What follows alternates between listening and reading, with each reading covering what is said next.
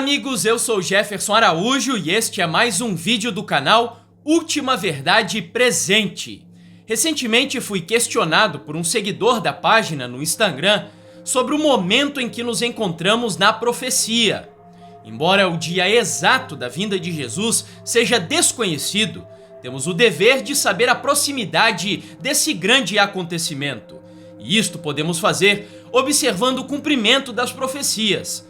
A pergunta, inclusive, encontra apoio na seguinte declaração de Ellen White: ergam os vigias agora a voz e deem a mensagem que é verdade presente para este tempo.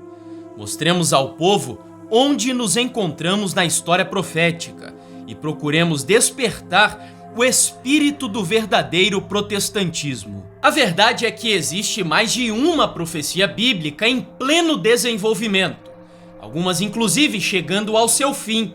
Acompanhe, por exemplo, a série que estou gravando sobre Apocalipse 13.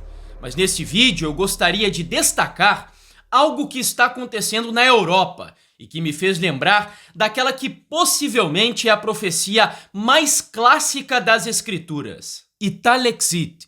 Senador italiano cria movimento para tirar Itália da União Europeia. Mas qual é a relação do episódio com as profecias? Ocorre que em Daniel 2 há um sonho do rei Nabucodonosor com uma grande estátua, dividida em 4 metais, cabeça de ouro, peito e braços de prata, ventre e quadris de bronze, pernas de ferro e pés de ferro misturado com barro. Na época de Daniel, os sonhos eram muito importantes, pois entendiam ser uma comunicação dos deuses. Veja o que diz o comentário histórico-cultural da Bíblia. No mundo antigo, acreditava-se que os sonhos transmitiam mensagens divinas e, assim, eram levados a sério. Considerava-se que alguns sonhos, concedidos a reis e profetas, fossem um meio de revelação divina. Segundo estudiosos e a própria interpretação bíblica, cada um dos metais representam os grandes impérios que dominaram o mundo conhecido, desde a Babilônia de Nabucodonosor, passando pela Medopérsia e a Grécia e terminando com o Império Romano.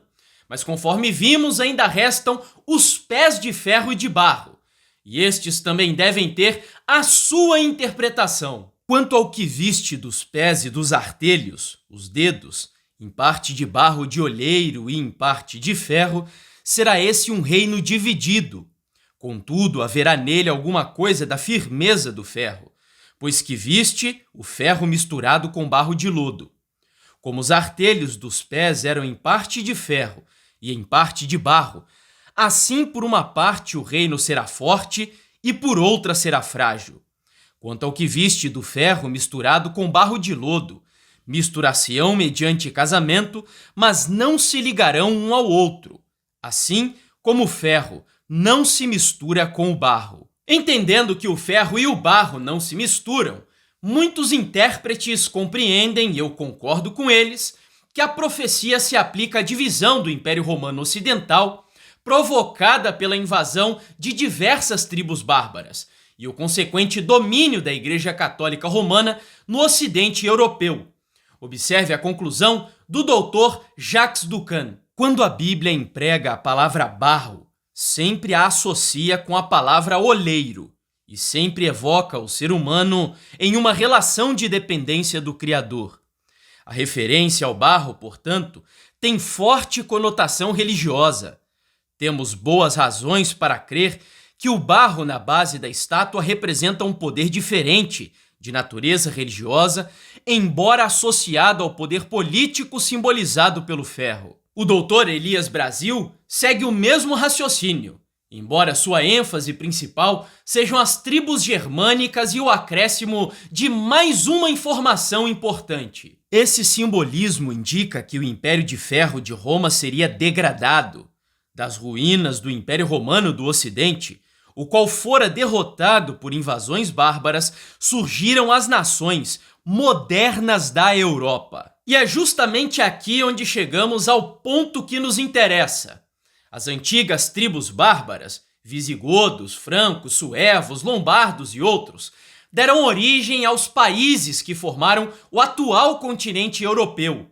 e apesar das tentativas persistentes de unificação do território, concordo com o pastor Mervyn Maxwell. Os pés e dedos representam as nações modernas da Europa, algumas fortes, fracas outras, que operam no território do Império Romano do Ocidente. Estas nações jamais se unirão politicamente. Por essa razão, o que está acontecendo no velho continente é tremendamente significativo. Tenho dito que no mundo do pós-guerra, a Europa nunca esteve tão dividida como a vemos. O senador Gianluigi Paroni, entusiasta do movimento Italexit, afirmou que os italianos não podem sucumbir à chantagem de países que ofendem o prestígio da Itália. Alguns querem mudar a Europa. Nós queremos sair. Ainda segundo a agência de notícias Reuters, o senador consultou o líder do partido Brexit, Nigel Farage, antes de anunciar a formação do movimento pela saída da Itália da União Europeia. O Brexit foi um movimento semelhante na Inglaterra, que resultou num referendo em 2016, cuja decisão do Reino Unido foi justamente desligar-se do bloco europeu. O atual primeiro-ministro britânico Boris Johnson, inclusive, já determinou o prazo para a saída do bloco até o fim do ano. Naquela ocasião, Angela Merkel, chanceler da Alemanha, criticou a decisão usando palavras muito significativas. É um golpe contra a Europa. Um golpe contra o processo de unificação europeia. O que Merkel talvez não saiba é que o golpe não foi dado pelo Reino Unido, mas pela mão da providência de Deus. A revista Veja também, na oportunidade, publicou uma matéria que faz ecoar os versos de Daniel, onde Deus disse que o ferro e o barro misturar-se-ão mediante casamento, mas não se ligarão um ao outro. E assim dizia o título do artigo: Reino Unido formaliza divórcio da União Europeia. A decisão do Reino Unido há alguns anos e o movimento na Itália atualmente não estão isolados. Segundo analistas, alguns setores de outros países discutem a possibilidade de trilhar o mesmo caminho, como a França, a Holanda, a Suécia e a Finlândia. É verdade que ainda existem questões burocráticas envolvidas, mas veja o que disse Bruno Carbinato sobre a França em artigo da Super Interessante. A França é apontada como uma das possíveis sucessoras do Reino Unido nessa jornada. O movimento tem até um nome parecido, Frexit.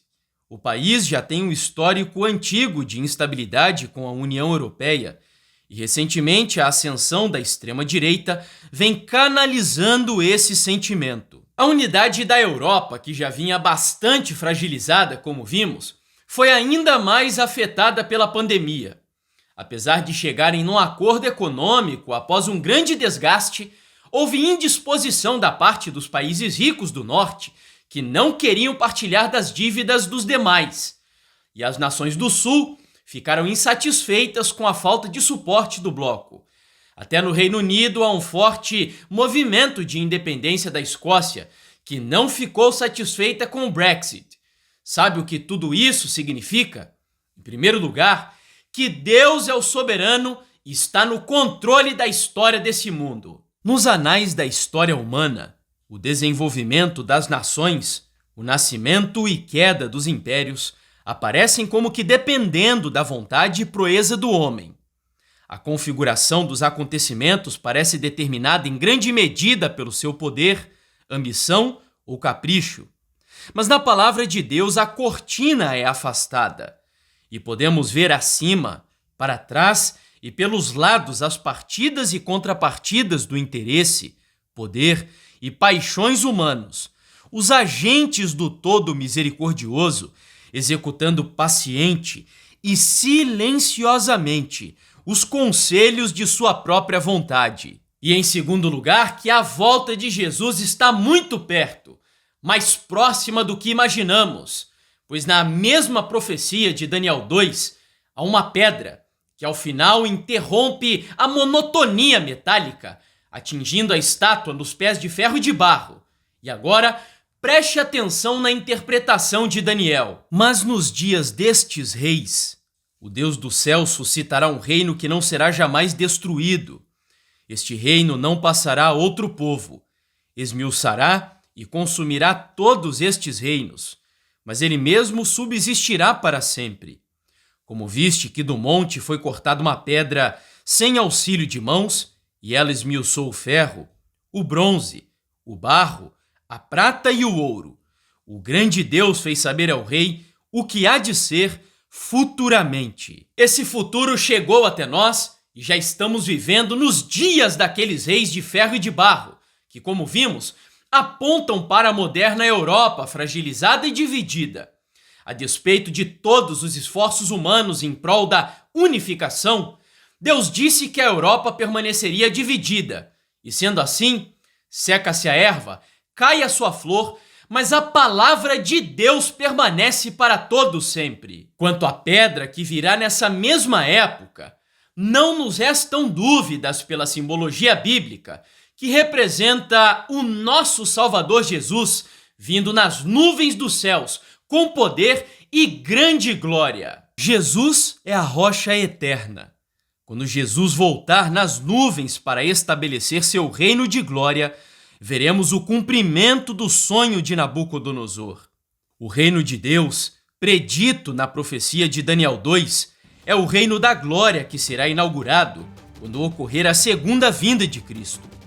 Todos aqueles que houverem antes deixado que o reino da graça se estabelecesse em seu coração, através dos apelos de Cristo, estarão finalmente aptos a fazer parte do reino da glória. E não esqueça, amigos, de fazer a sua inscrição aqui no nosso canal do YouTube, ativar o sininho para ser notificado, deixar o seu gostei e também compartilhar o vídeo com os seus amigos pelas redes sociais.